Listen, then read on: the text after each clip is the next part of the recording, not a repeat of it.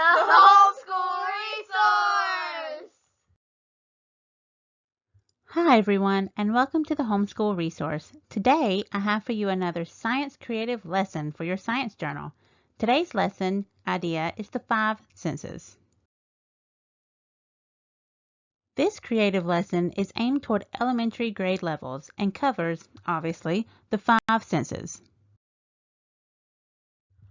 For this lesson, you will need some kind of journal or notebook for your student to write down their observations, jars, boxes, or some other item in which to put food, liquid, or other things in.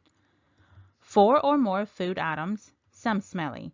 I used things like onions, lemons, maple syrup, feta cheese, chocolate bars, etc.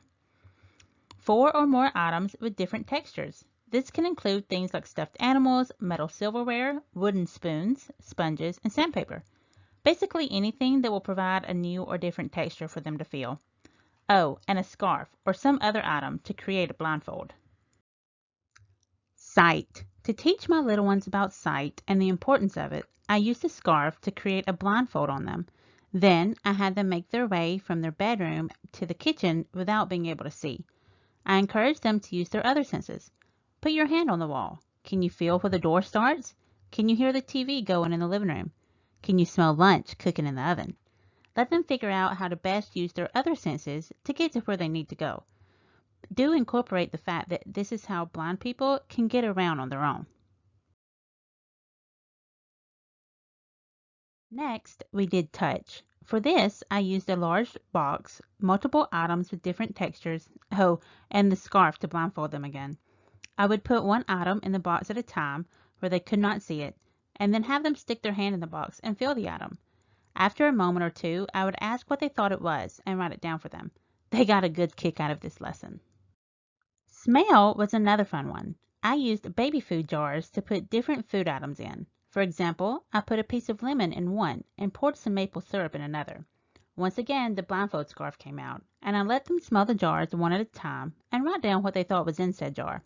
By the way, having them write down their observations and hypotheses also helps to improve their handwriting, as well as enforcing those scientific method ideas.